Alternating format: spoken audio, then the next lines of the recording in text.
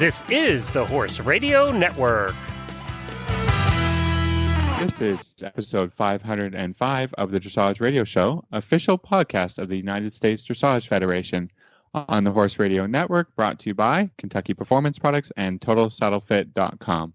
Today we have a great show that includes discussions with top rider and manager at Helgstrand Dressage, Ulf Moller, as well as freestyle choreographer Beth Hall, and we're going to answer our listener question for the Total Saddle Fit trainer tip.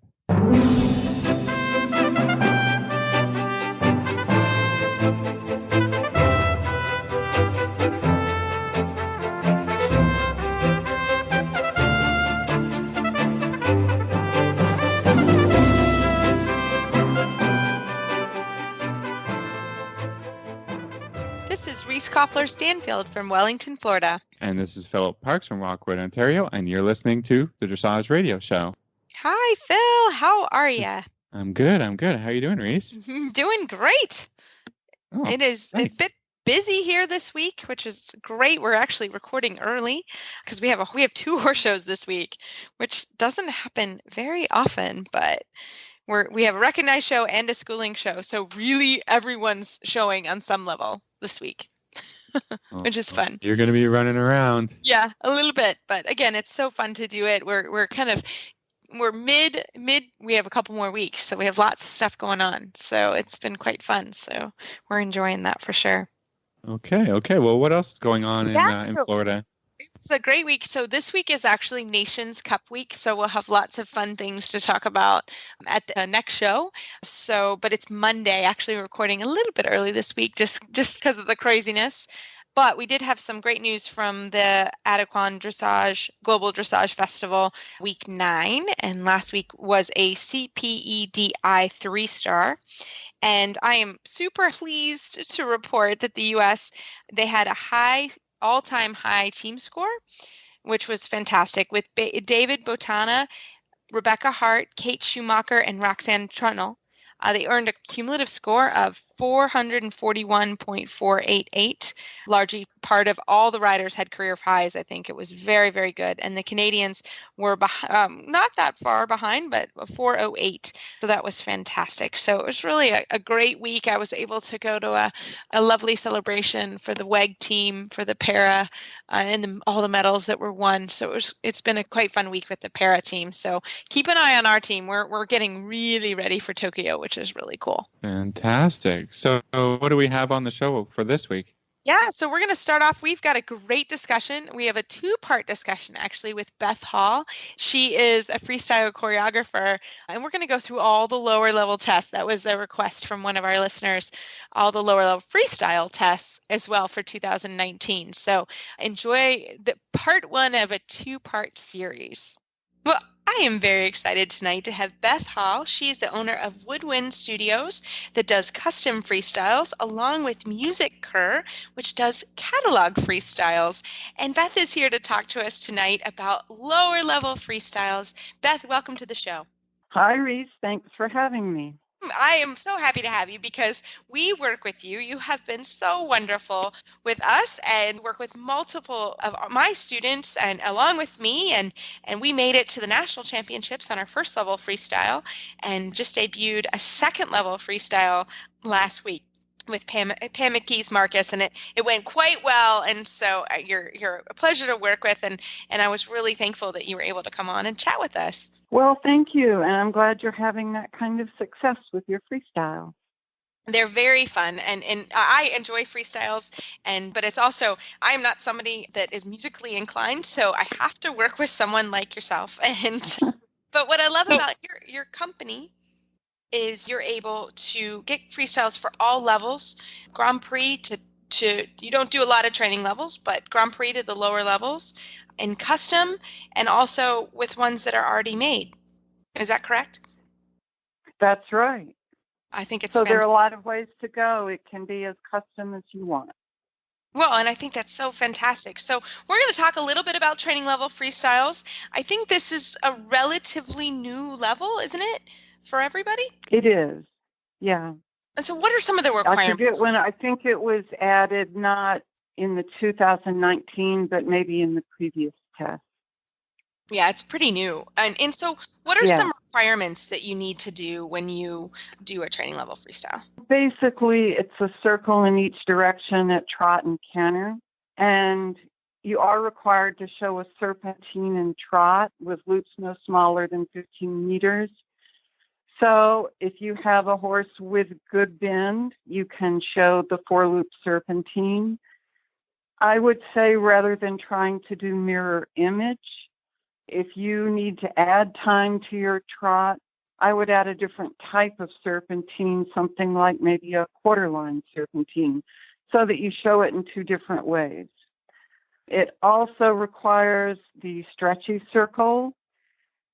I personally think this is so much of a training exercise. I don't like to see it in the test. I would never include it in a higher level test, even if the horse was very good at it, just like I wouldn't include halt and rein back or walk pirouettes. But it is a requirement. Got it. That makes sense. And so just from the basic level, like, how do you find the requirements at each level? How do you find that? Well, if you go to the USDF forms and documents, it will show all of the 2019 tests, including the freestyle tests. Absolutely. And there's also a checklist. I think you sent this to me. I somehow got it. A checklist for freestyle riders and its rules and what you need to know. Correct? There's a whole document.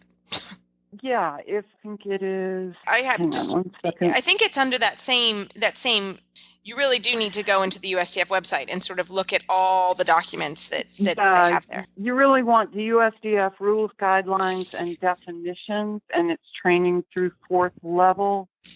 And you type in Chapter 8A. Chapter 8A. And it comes up as a PDF. Yeah, it's great. I think you actually sent it to me because I printed it out, and it has the compulsory elements at all the levels, the forbidden elements, and then additionally allowed. Yeah, and you need to be very, very careful about the transitions. They're not specific, but like at training in 1st level, you can't do anything like a walk to canter transition without intervening steps of trot, and you will get a deduction. Yeah.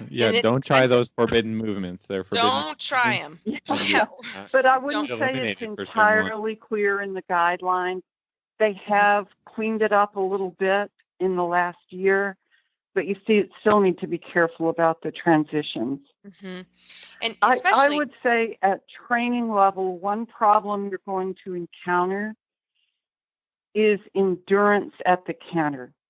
I wouldn't show less than 1.5 minutes of canter, but if you're riding a true young horse coming up to training level, I think you might want to split the canter into 2 different segments and ride something like trot, canter, walk, canter, and end in trot. You might even want to do that at 1st level. But at training level, you might also be riding one of those good old school horses, and training level is his specialty, and he could go for 2 minutes at canter. So I think that's an important thing to look at training level is what kind of endurance do you really have for the canter? That makes a lot of sense. Tip, and these are things, Beth, when you work with her or another choreographer, they know the rules. I don't know the rules, and you can read them, but it is really helpful to have somebody who knows kind of what's going on, because that is a bit of a challenge sometimes. So, and you don't want the horse, if he starts to get tired, tipping more and more to the forehand and going faster and faster before you can finish the canter. It would be better to keep it in balance, go to the walk, and then go back to the canter in balance. That makes sense. So now in 2019, there is a rule that's on the books at the moment that you need a 63% at all levels to be eligible to ride a freestyle, correct? Yes.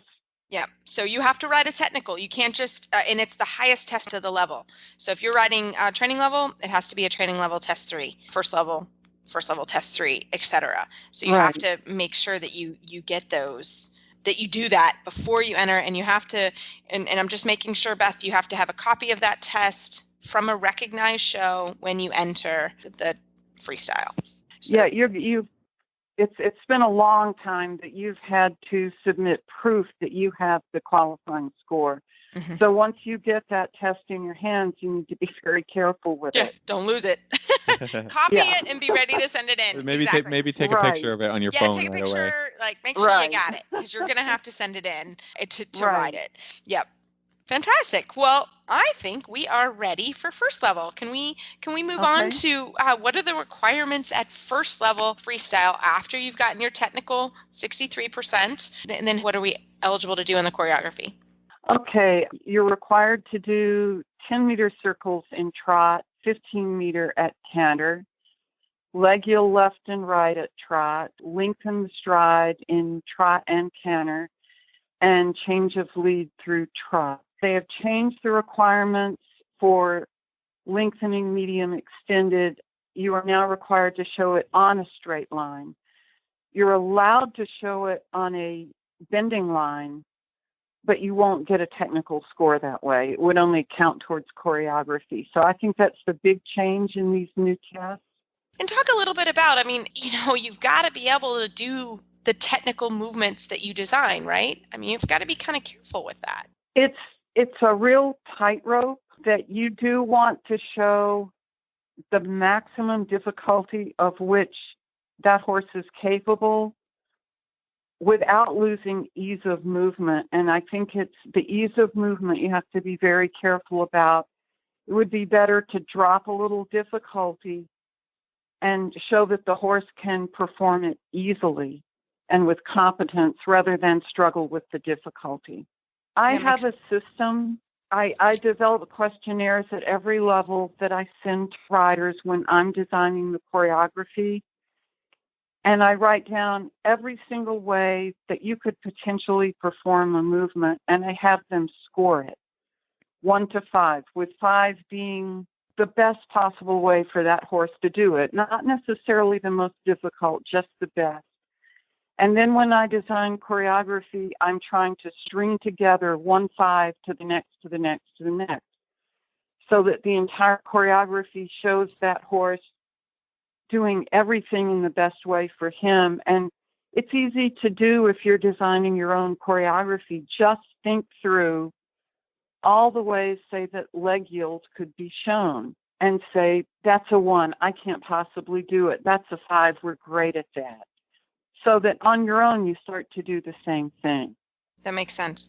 And that's important because you have to be able to do it a couple times. You're going to live with this freestyle a while. And I've had that challenge where, we do it here in Florida and then maybe we don't do it again till the regional championships in September. So that is always a challenge, to try to make sure that you're getting it sort of right and that you can grow with the freestyle. And, it definitely can be a tightrope, especially like right now. It's still kind of early in the season. We feel like it's not because we've been doing it a while now down here, but, it's still early. So, that's always been a challenge. And when you do the change of lead through the trot, you have to do it left and right, correct? You have to do it both directions. Correct. Yes, you have to show it both ways. Well, which makes sense. So again, there's that tightrope balance between what you're doing technically and what you're doing artistically and how you sort of marry the two. Can you tell us a little bit more about that? Yeah. At first level and at second level, it's a simple change. But one of the difficulties of the lower levels is that it's very hard to change directions at canter. Mm-hmm. Once you hit third level and you've got a flying change, you can kind of move the horse around at will and show a lot of bend changes because you've got that flying change in your pocket. It's a little more awkward at training to second level because that change through the trot steps aren't going to sync up with music. It just feels a little awkward. But you might have to do those changes more than once in order to show enough variety in the canter so it's not all left lead, left lead, left lead, and then you go do the right lead, and then you're out of it. So ideally, you do have good balanced changes of lead through the trot at first level. Yeah, that makes total sense. Absolutely. Yeah. Because again, if you don't, it's expensive. It's expensive and it looks funny. Yeah. And Yeah. I had this catch me once. I was trying to do it very artistically to the music, but it's still the change of lead through the trot, still 3 to 5 steps. And Yeah. I was trying to be very artistic.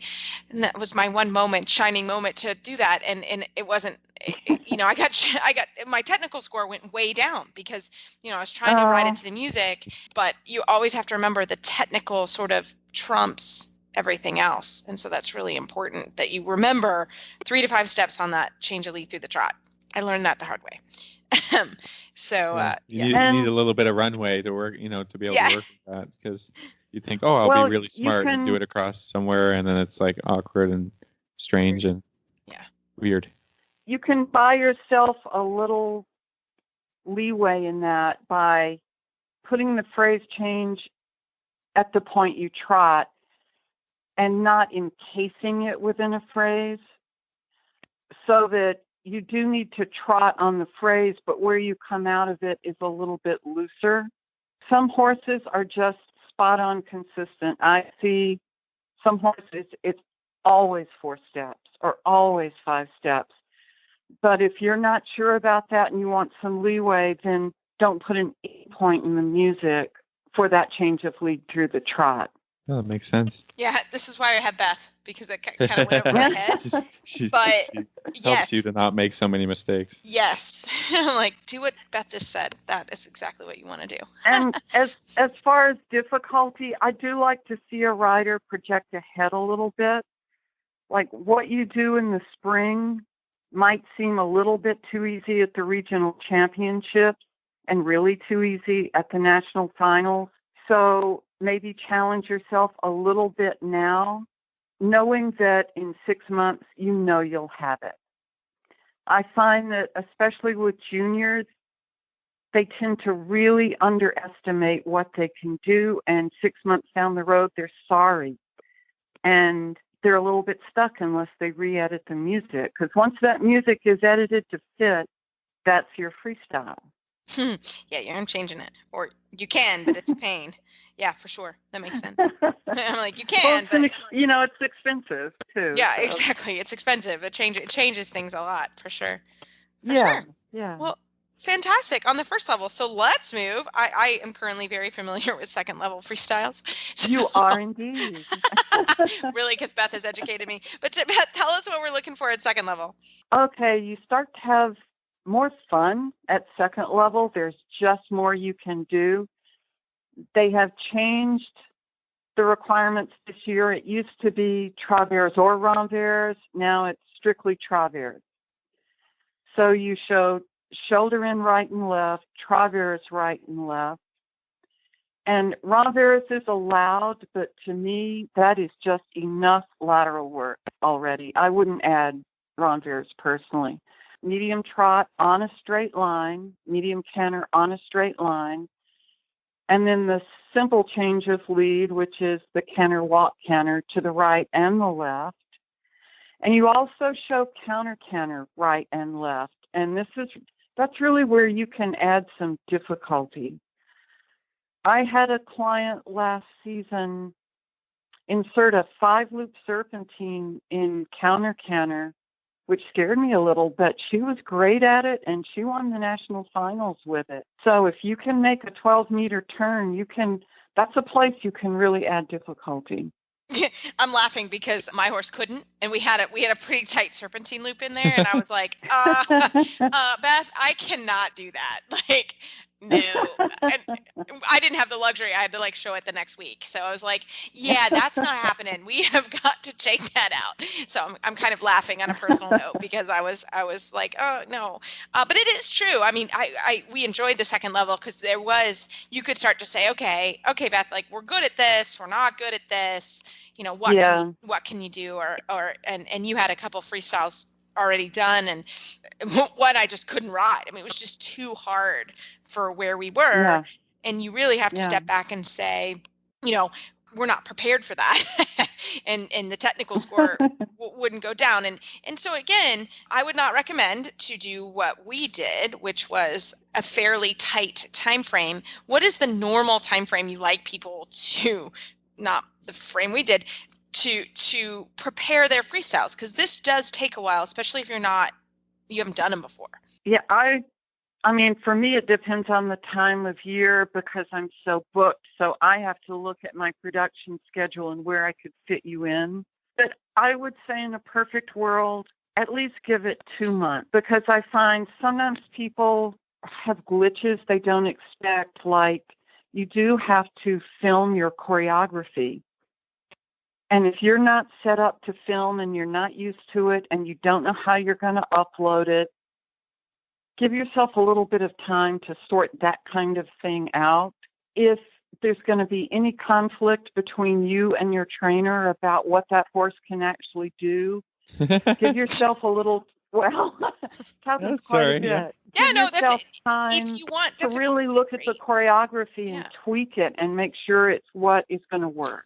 Yeah, no, that's a great point, especially if you're working with a trainer, or if you're working with a rider and you're the owner, it does have to really work together as a team with Beth, because it is, sometimes everybody's expectations are a little bit different, or their music's a little bit different, or etc. And it is important to work together. Especially, a lot of times it is a time-consuming process. And I can tell you that from a personal experience.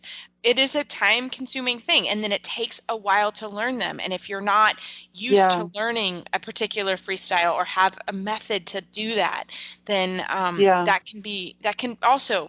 So that's why giving yourself some time, sometimes that doesn't work, but what if your horse has an abscess and you have a week off, and then that shoots Beth's production or whoever you're using's production schedule back. Yeah.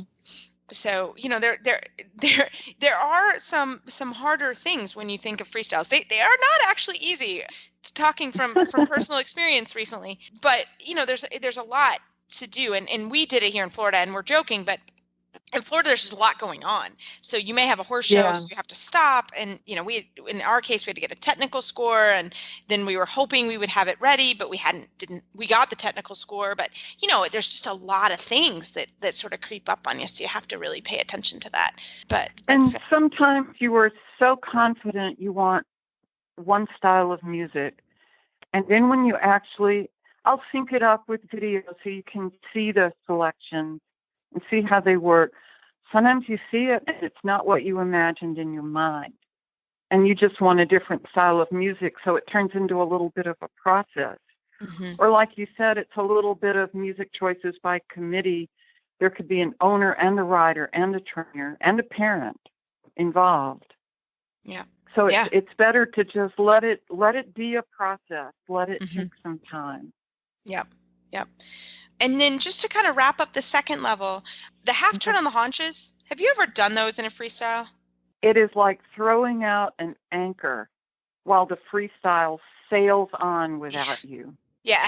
That's what I was I was like, I saw in the additionally allowed, and I was like, ooh.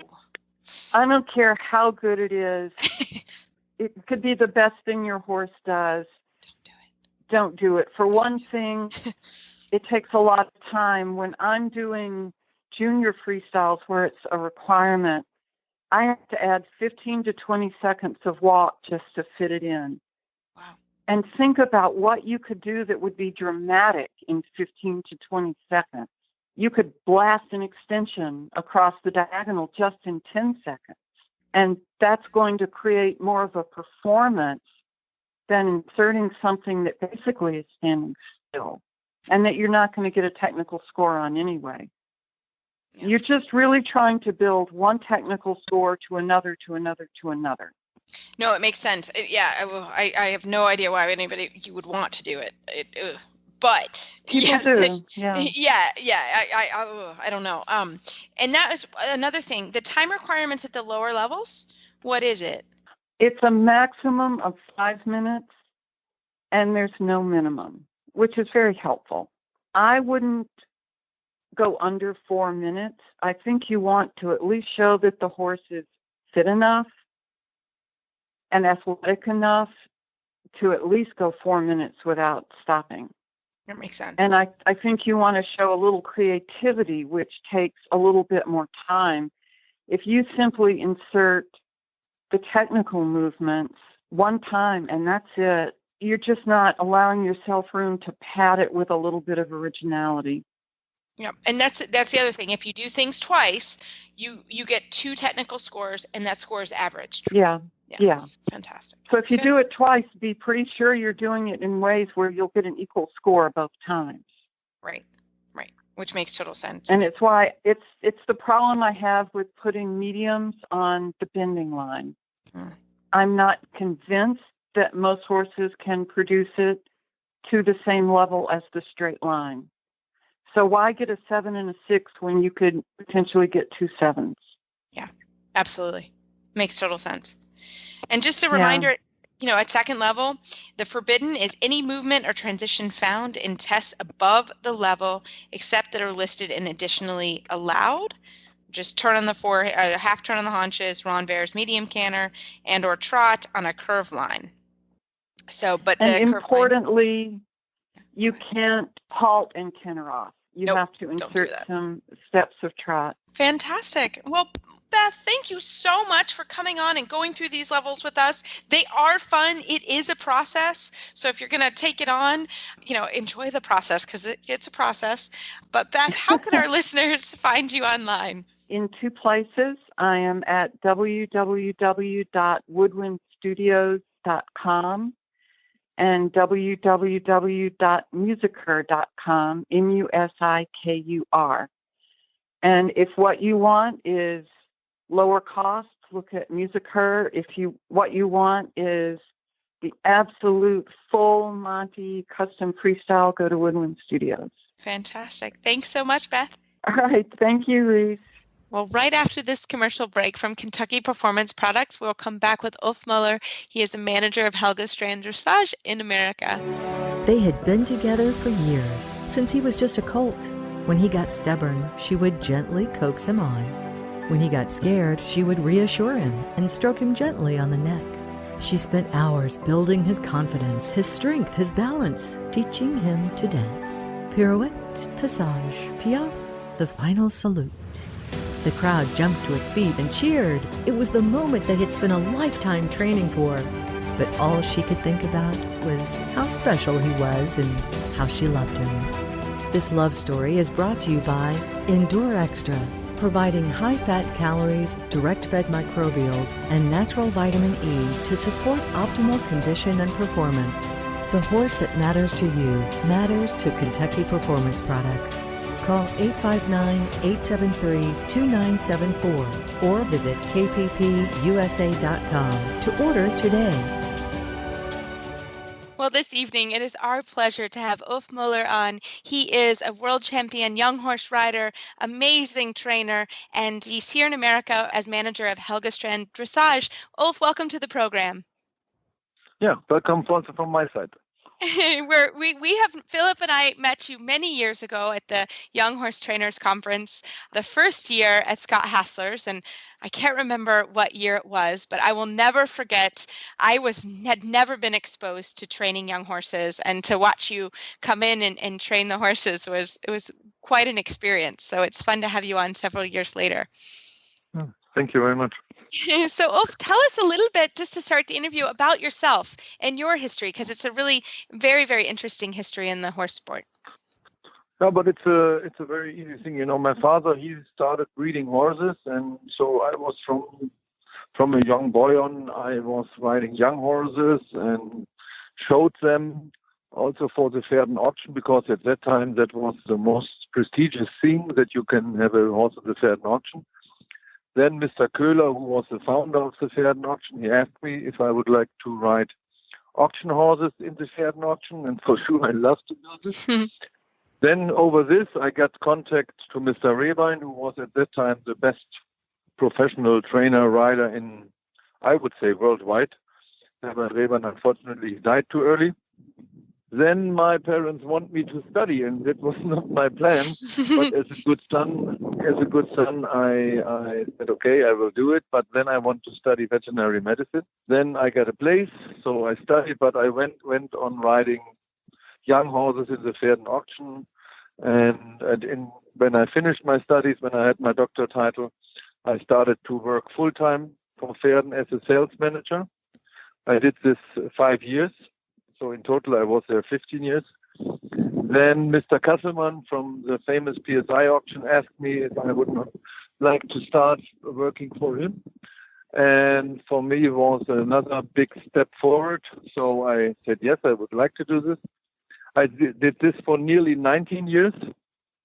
And then the next step to develop. And in my age now, it's not so much time anymore. So then I had the chance to work for Andreas Helgstrand. And I think everyone could see now how busy he is and how active and how much forward he is to bring the whole horse sport on the next level. And I'm proud that I can be a part of this. And now I'm there for 2 years now. And and we'll go on as long as I can. So that's my life in very short words. Yeah. I think good. It's important to emphasize that you did graduate as a veterinarian because you are also a veterinarian as well as riding. I think that must have been a very busy time in your life. Yeah, but I call myself always an academic veterinarian because I have no knowledge. And when you also see in this what developed in the last 20 years in the veterinary world with all these machines and things what they have. So if you are not always into this, you are very much behind. So for me, I have this title as a doctor and maybe I can read an X-ray, but that's it. I would never call myself a vet. As real in comparison to all the good vets. Okay. So Ulf, one of the things we really wanted to chat with you as well was some of your favorite exercises, starting with young horses. So starting with 3-year-olds, and we're going to go through 4, 5, and 6-year-olds. What's your favorite couple exercises and expectations for a 3-year-old? Yeah, okay. With the 3-year-old, you don't do so many exercises. What we normally do, and I think that's quite a good plan, we start them riding in spring, and then we try that we can ride after some days, walk, trot, canter around, mostly indoors. And when this is working, and then you can sit on the horse without problem, very often when they are not stallions, we send them back to the field, send them back outside, and start again in autumn. Because otherwise it gets too boring for the horses because there's not so much you can do. The other thing is with the stallions, because it's a little bit more difficult to send them outside. So there you go on riding, but also it's mainly really that you ride around, walk, trot, canter with a little bit control that you can like really easily start or do transitions. But there's not really a program. It's like always, the horse tells you a little bit how much the horse is able to do. When you are a good trainer, you are able, or you listen to the horse, and then the horse tells you what to do. When they got 4-year-old, then it depends a little bit what your plan is with the horse. If you want to do like to a 4-year-old championship, then you have to train the lessons. And I think we are now in a big advantage that we have this international tests for 4, 5, 6, and now also 7-year-olds, which are the same everywhere in the world because they are FDI tests. And I think that's a good thing that this test tell you what a horse normally should do in this age. Yeah, and that I think is a very good guideline. Because everywhere in the world, people have fear that they do too much with the horses. And so I think that's quite a good guideline. It's not a must that a horse, let's say a 6-year-old horse, is doing a flying change now and today, but it should be a guideline that a horse during his life as a 6-year-old should have a confirmed flying change, for example. Yeah, and I love that. I love that you said that because it's a guideline. It doesn't mean it has to happen. And that was one of the things we talked a lot about when we all studied with you and Scott and Michael at the Young Horse Conference was what horses should go in that route and what horses, do you listen to the rider and listen to them? And you always stress that to all of us, which I think was really good. But there is an international guideline of what can happen. So I think that's really a cool point that you made. Fantastic. Yeah, I think that's a very important thing, like very often you see that people do too less. It's also a problem, because horses are like kids when they learn better when they are young, and the older they get, the more difficult it gets for them to learn. So, and often do you see 5- and 6-year-old horses and they know nothing because the owner, the trainer, thinks he is doing too much or the horse is not developed enough or whatever. But I think the horses, they develop with work and not without work. That's my I think it's important to keep them interested in doing new things and maybe not drilling the movements or drilling flying changes, but try it when the horse feels good, see what happens, and for me, that really helps me to have a plan about how I'm going to train the horse in the next 3 weeks. For instance, if I try something difficult, a flying change, well, I think we use the flying changes a lot because it helps to confirm the horse's balance and all those things. But so I say I try a flying change, it doesn't happen. That doesn't matter for me, but I sort of get an idea about where the horse is in their training and where they need to go to next to make something like a more upper level movement more successful later on. So I think that's how I sort of look at these things when I'm dealing with young horses. Yeah. For me, it's important that when you start something new let's say on Monday, and you have really a little bit troubles or problem, but that everything is fine on Friday.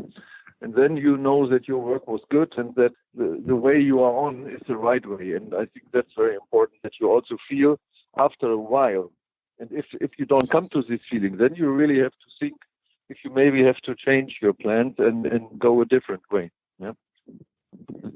Yeah, I think that's important in understanding horses and just being a thoughtful rider. I had a question about breeding a little bit because we had talked, about how long that you've been involved in the sport and the auctions, and you've seen, I'm sure, thousands and thousands of young horses.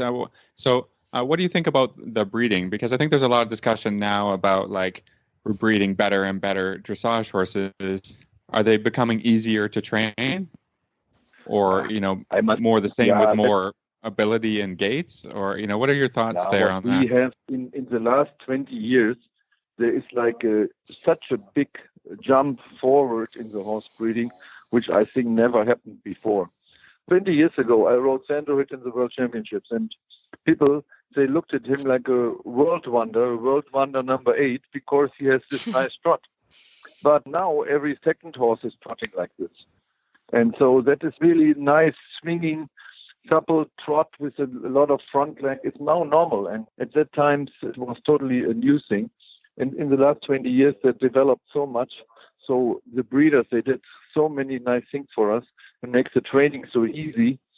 Like we have this uphill horses. We have to ride our horses now deep. 20 years ago, if we rode a horse deep, we had to fear that we would not get it up again.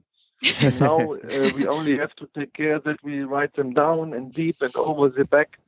And I think that's much, much easier for most of the riders to ride a horse a little bit deeper. So I think the breeders did really, really a lot of things for us. And also when you look at the marks now, today, let's say, 75, 80 is quite normal. Yeah, and when Dr. Rainer Klimke won with Ahlerich in the Olympic Games, he won with the 69 something. So that is also a development from the breeders, from the breeding, from the potential of the horses. So that's fantastic. Yeah, it's fantastic. So when you talk about, developing a young horse and looking for qualities for an FEI horse, what are some things that you look for? Yeah, that's a very good question. Yes, I know. Taking notes right now. So, it's so difficult to describe. Let's say what you need for sure is you need 3 gaits. You need a walk, a trot, a canter. You don't need it with too much ground cover, not too big, but nice uphill with a nice lift of the front legs. But what is the same important, and for sure you need confirmation and good legs and all this, it's a horse last long enough. But what is also for sure the same important is the interior, the head, the willingness, the trainability, also the understanding from the horse to repeat and repeat and repeat without getting too bored, and that there's really the horse willing to do this. I always say there are for sure more people or more young people in the world. They can run as fast as Usain Bolt, but not everyone wants to live without pit and drinks and parties and whatever. And that's the same with the horses. There is for sure so many talented horses in the world, but they have to have the right interior, and they have to ride or to find the right rider and the person who understands them, and then they will become a brilliant horse. But there's a lot of things which have to fit together. Yeah. And some luck in there too, huh? Absolutely. In the end, luck is most of the things because, like I said, the horse has to stay sound. The whole way has to work out. There's a lot of luck. Yeah. And I always smile a little bit about these people that they see a 3-year-old horse and say, this will be the next Grand Prix horse. It can maybe become a Grand Prix horse, but for me, a Grand Prix horse is a horse which at least gets in this high lessons like Piaffe and Passage, and this is what makes a big difference. At least 7th. Yeah, that is for me a Grand Prix horse, not a horse which is maybe going in a horse show with 3 competitors and make the 62, and then you say, wow, look, now I have the next top Grand Prix horse. Yeah, for sure. It's the quality of the gates, the quality of the sting lessons, like Piaffe and Passage.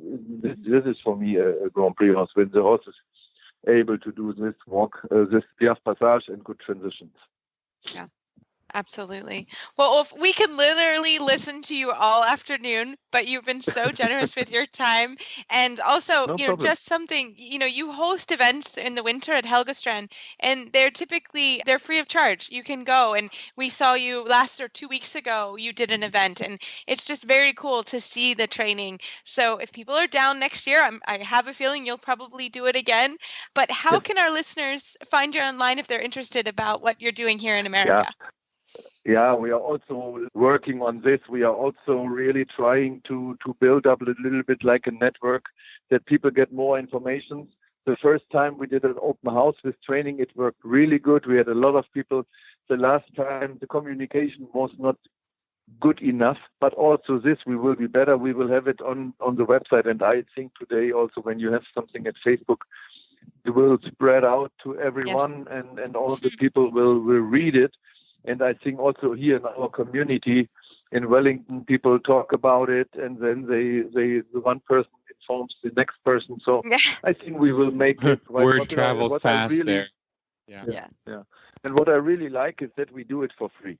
Yes. Because I can really see how hungry the people are for this information, for this education. And our first idea is that we sell horses, but we also want to show the people that we have good horses, that they build up confidence to us. And I must say, always after these open houses, we had more interest from people, more emails, more requests. So I think we for sure we will go on doing this. Fantastic. But like you said, it's for free. And so, check out the website and Facebook as well, Helgstrand Dressage, so that you can find out when it is, because we knew about it. I don't know, same thing. Someone told me about it and we went over, but it's really cool that it's for free and you can go and watch really, really amazing training and really, really amazing horses and riders. So, Ulf, again, thank you so much for coming on the show. We really appreciate it. And we'd love to do it again sometime. Okay. Thank you very much. Thank you, Ulf. Thank you. Bye. Bye-bye. Bye. Well, Phil, I still loved our interview we had with Justin from Total Saddle Fit last week about the stability stirrup leathers. If you didn't get a chance, Justin's so cool, and he talked about how he actually developed these stirrups and why they're the leather they are and the width they are. And Phil, you and I are both using these stirrup leathers, and I love them. How about you? I've been having a fantastic experience, in comfort and in their ability to help your legs stay quieter. So we thank Justin for coming on our show and talking about them, but also thank him for his great products and the girths and the saddle pads and everything at Total Saddle Fit now comes on with free shipping for the next little while. That's what he was talking about also. So you can have a free trial, you can have free shipping, check out all their products at totalsaddlefit.com.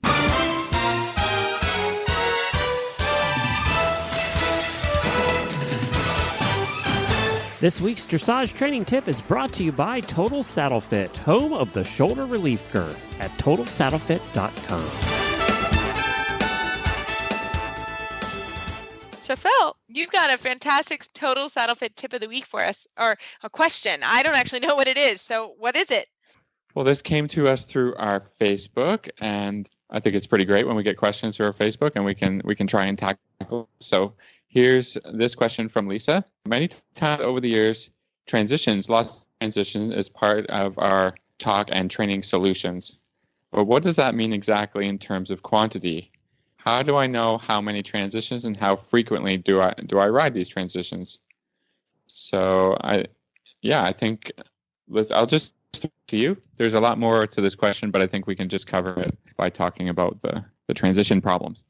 Absolutely. So I think this is Lisa from Minnesota. So I'm going to give a shout out to her because she's fantastic. And I went up to that group and did a clinic in November. So shout out to Lisa. She's a dedicated listener and a great person. So shout out to you. So I also know that her pony that we're talking about, but really the thing about transitions is they are really to develop muscle and also help with horses' balance. So it's a great, how much is always the question, right? I think that's a little bit where you have to come in as a rider, feel how your horse is doing.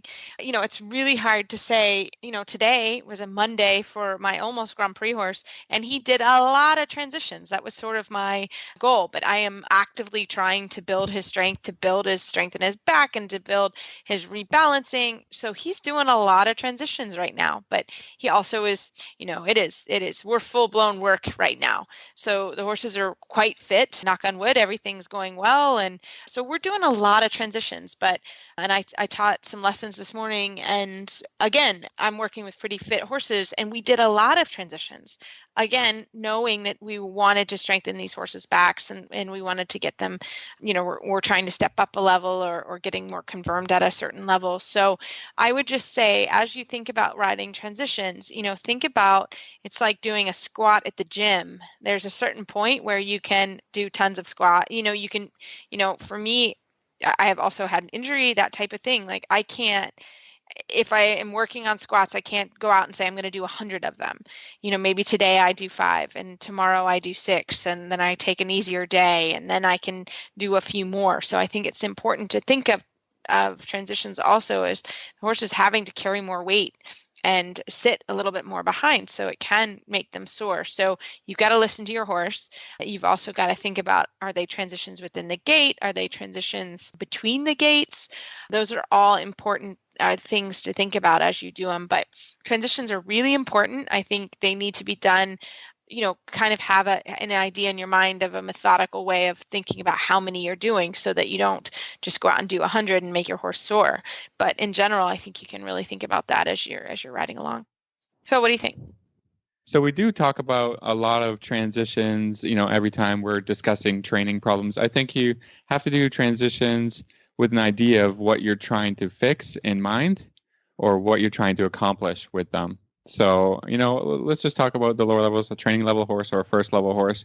When I do my stretch work, to begin my ride, walk, trot, canter, I do transitions to make sure the horse is listening to my forward aids and my backwards aids. So maybe they aren't going to be the best balanced transitions, but I want to know that the horse is going to go forward when I ask. So, I'm walking around on a longer rein, maybe even a loose rein, depending on the horse. And then I put my leg on. I want to feel a reaction happen, right? And then I'm going along in trot, and I give a little half up with my seat, or I give a little contact on the reins, and I want to know that they're listening and it come back to me. So I think that's kind of the most basic kind of transition. You're doing them between gaits. Normally I do 4 or 5 between walk and trot, and then for the younger horses, I like to do a lot more to get the trot canter transition is really a great way to get your energy going and get that horse loosened up. So I would do probably 4 or 5 on each side as far as those, kind of on a 20-meter circle or on a curve somewhere, and then they get another walk break, and then I pick up the reins, and then now I'm just, I've kind of got a plan for the ride, what I want to do with the horse, and I also have to have a plan for what I want to do with transitions. So if I'm trotting around and working, trot to halt, I'd like to do that transition early on, again, just get the horse listening. Then I have to have an idea of, what's the normal idea that the horse has, what's his normal problem, and I just do a transition, trot to halt. Some horses are crooked, some horses don't come with enough energy into it, so I just do an evaluation transition, and I go, that wasn't very good, or that was pretty good, and then I say, okay, what do I want for my next transition to be?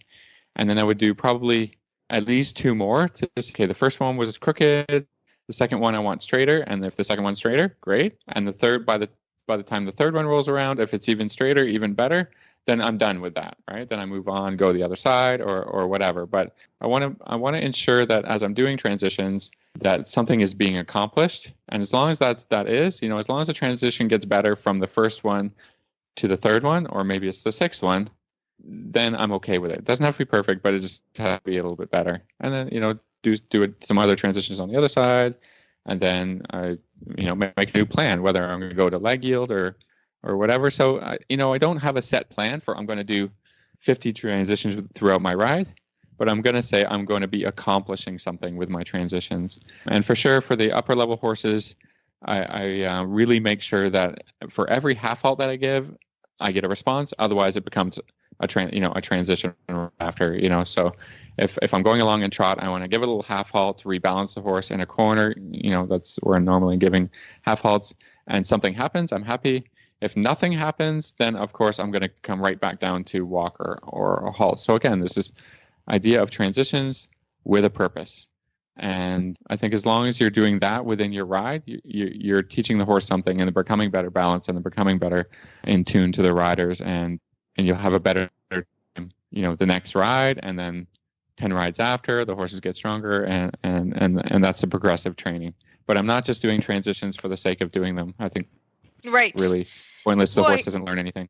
I love progressive training through transitions is really important. And the fact that they are good and useful transitions, I think is fantastic. Hey, Phil, just real quick, you said at the beginning of backwards aids, you're meaning going backwards, right?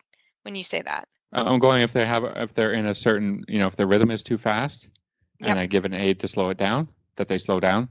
If they're in trot and I want to walk, I can accomplish a downward transition or a halt, So that's fantastic. What I mean, I think I knew what you meant, but I wasn't sure if everyone else. No. Cool. So I always think of the leg as a forward aid, and contact or a half halt tightening of your core muscles as a backwards aids. Those are so that you can, and it's like getting in a car. I want to make sure that the gas pedal works and the brake pedal works. Right. I'm not going to get going and driving and turning, and if those two things don't work. So I try and break it down to the basics right in the beginning of the ride. Fantastic. Well, I love it. Well, great, Creston, Lisa. And as always, everyone, feel free to send us Facebook messages. We love it, and we will get them on the show. As always, you can find our show notes and links to today's guests on our website, dressageradio.com. Like us on Facebook, just search Dressage Radio Show. Follow us on Twitter at Horse Radio. My website is maplecrestfarmky.com, and my email is reese@horseradionetwork.com. I think the best way to contact me is through Facebook, or my email is philip@horseradionetwork.com. I'd like to thank our sponsors for allowing us to put on a show. And don't forget to check out all the other shows on the Horse Radio Network at horseradionetwork.com. As always, keep your heels down and your shoulders back, and we look forward to talking with you next week.